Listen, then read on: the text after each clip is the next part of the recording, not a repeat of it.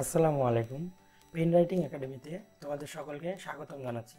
তো আজকে আমরা দশম শ্রেণীর চ্যাপ্টার 17 অর্থাৎ পরিসংখ্যানের তৃতীয় পার্ট নিয়ে হাজির হয়েছি। তো দেখো, তৃতীয় পার্টে আমরা আরও কিছু এমসিকিউ দেখব, যাতে তোমার সকল এমসিকিউ সম্বন্ধে যত রকমের টাইপ থাকে সেই টাইপগুলো সম্পর্কে জানা হয়, এবং এগুলো কিন্তু সবগুলোই বোর্ডের এমসিকিউ। ঠিক আছে, তো বোর্ডের এমসিকিউ যেহেতু অবশ্যই অনেক ইম্পর্টেন্ট। তো দেখো, পরিসংখ্যানের ক্ষেত্রে মধ্যক, প্রচুরক, গাণিতিক গড়, তো এই জিনিস কিন্তু আমরা অনেকবার আলোচনা করেছি। ঠিক আছে, তো গাণিতিক গড়ে কিন্তু এই সূত্রটা না, কিন্তু আমরা 1 আর 2 কিন্তু ঠিক আছে, তার মানে অ্যান্সার হবে 1 আর 2। ঠিক আছে, তো এখানে বোঝার কিছু নেই, এখানে কিন্তু আমাদের মুখস্থ করতে হবে সূত্রগুলো। যোজিত গণসংখ্যা নির্ণয়ে আমাদের কি কি প্রয়োজন? দেখো, যোজিত গণসংখ্যা নির্ণয়ে আমাদের প্রয়োজন হচ্ছে গড়। গড় কি লাগে কখনো যোজিত গণসংখ্যা নির্ণয়ে? লাগে না।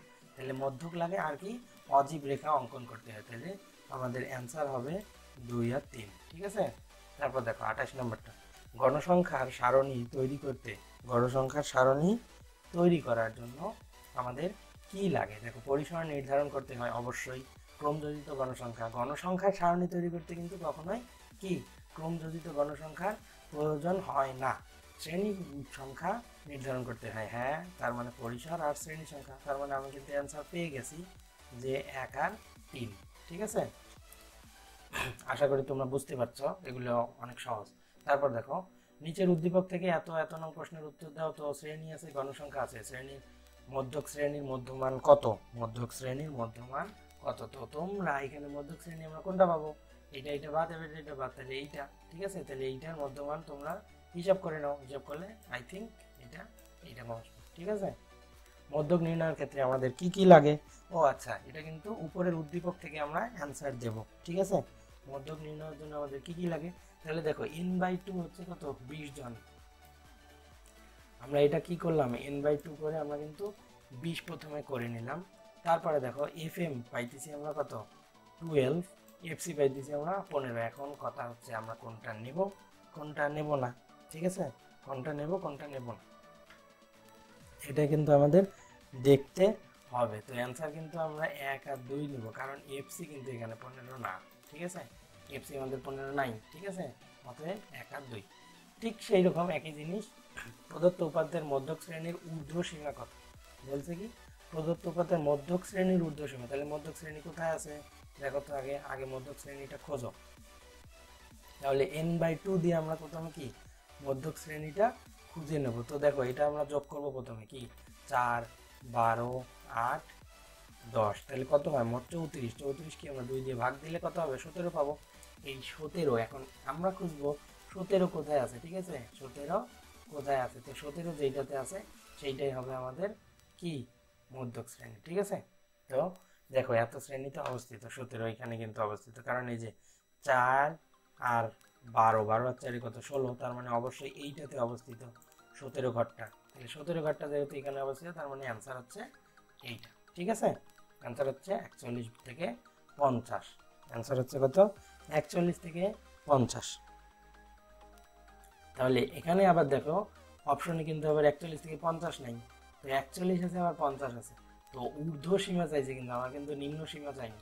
যদি নিম্ন সীমা চাইতো তাহলে এটা, বাট ঊর্ধ্ব সীমা চাইছে, তাহলে ঊর্ধ্ব সীমা চাইলে আমাদের কোনটা হবে? এটি হবে। ঠিক আছে, আই থিঙ্ক তোমরা অনেক ভালো বুঝতে পারছো। উপরোক্ত তথ্যের প্রচুরক কত? ওই প্রচুরকের সূত্র তোমরা বসাই দিবা, দেখবা যে 37.67 এইরকম একটা মান আসে। ঠিক আছে, তো এইটাই হচ্ছে অ্যান্সার। তো এই জিনিস আমাকে ব্যাখ্যা করতে হবে না, আমার কিন্তু মেইন জিনিস আমি অলরেডি ব্যাখ্যা করে দিয়েছি। তো দেখো, এখন আরেকটা তোমাদের সাথে কথা শেয়ার করি। দেখো, প্রথমের দিকে কিন্তু আমাদের টাইপসগুলো থাকে, তো যে টাইপসগুলো থাকে সেই টাইপসগুলো যদি আমরা ভালোভাবে পড়ি, পরবর্তীতে কিন্তু আমাদের টাইপস নিয়ে সমস্যা হয় না। দেখা যায় যে সেম টাইপসের কোশ্চেন শুধুমাত্র একটু পেঁচায় পেঁচায় পেঁচায় পেঁচায় দিতে থাকে। তো দেখো, আমরা কিন্তু প্রথমে অনেক সময় গেছি, কিন্তু এখন কিন্তু দ্রুত হচ্ছে। ঠিক আছে, দেখো, এখানে বলছে কি এফসি এর মান কত? এখানে এফসি এর মান কত? তাহলে আমরা প্রথমে n/2 করে নিই। ঠিক আছে, n/2 করে নিলে তারপর আমরা মধ্যক শ্রেণীটা পেয়ে যাব। তাহলে মধ্যক শ্রেণী থেকে আমাদের এফসি এর মান আমরা শুরু করে দেব। তাহলে 25তম পদের মান আমরা পাইছি। তো 25 কখন হবে? দেখো, 10 আর 6 16, 16 আর 10 কত হবে? 16 আর 10 হবে 26। তাহলে এই শ্রেণীটাতে আছে 41 থেকে 50। বুঝছো? এইভাবে কিন্তু আমরা হিসাব করব। তারপর দেখো, মধ্যক শ্রেণীর ঊর্ধ্ব সীমা নিচের কোনটি? মধ্যক শ্রেণীর ঊর্ধ্ব সীমা, তাহলে মধ্যক শ্রেণী পাইছি এখানে, তাহলে ঊর্ধ্ব সীমা কত? 50। আগেরটার মতো ঊর্ধ্ব সীমা নিম্ন সীমা, বুঝছো? প্রদত্ত উপাত্তের প্রচুরক কোনটি? তো প্রচুরক হবে কত? 53.73। একই কোশ্চিন বারবার আসতেছে, তো বারবার কিন্তু আমাদের একই কোশ্চিন সলভ করা লাগবে না, আমরা প্রথমে একবার ভালো মতো সলভ করলেই হবে। তারপর দেখো 36/37, একই জিনিস, প্রচুরক নির্ণয় f1 প্লাস f2 এর মান কত? তো এখানে আমরা f1 আর f2 এর মান আমরা প্রথমে বের করে নেব। এই দুইটা বের করার জন্য আমাদের কি লাগবে? প্রথমে গণসংখ্যা সারণীতে লাগবে, ঠিক আছে? গণসংখ্যা সারণীতে আমাদের প্রথমে শ্রেণীটা বের করতে হবে। শ্রেণী বের করে আমরা উপরেরটা ধরবো f1 আর তার নিচেরটা ধরবো f2, পরে আমরা এই দুটোকে যোগ করলেই অ্যান্সারটা পেয়ে যাবো। এগুলো অনেক সহজ। উপাত্তের মধ্যক কোনটি? তো ওখান থেকে আমরা মধ্যকটা বের করে নেব 26.50, তো এটাও আমরা সহজেই পারবো। তারপর দেখো ঠিক সেম জিনিস, এখানে দেখো প্রদত্ত সারণী থেকে মধ্যক নির্ণয় fm কত? এখন আমরা fm করবো আর fc করবো, তো fmটা কি এখান থেকে বিয়োগ করে দেবো, বিয়োগ করলে আমরা কিন্তু fmটা পেয়ে যাবো। প্রদত্ত উপাত্তের প্রচুরক, সেম জিনিস, এগুলো আমি আর বারবার বলতেছি না, বারবার বললে ভিডিওটা লেন্দি হবে, তোমাদের বাজে লাগবে দেখতে, ঠিক আছে?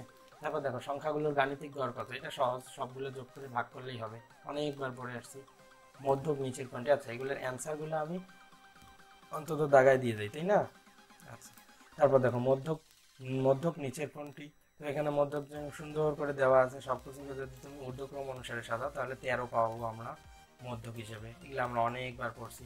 তারপর দেখো প্রদত্ত সারণীর মধ্যক কত? তো এখানের জন্য মধ্যক কিন্তু আবার সূত্র দিয়ে বের করতে হবে, তো সূত্র দিয়ে আমরা বের করতে পারবো 38.33 অ্যান্সার। তো এখানের অ্যান্সারটা হবে 38.33। সেম জিনিস।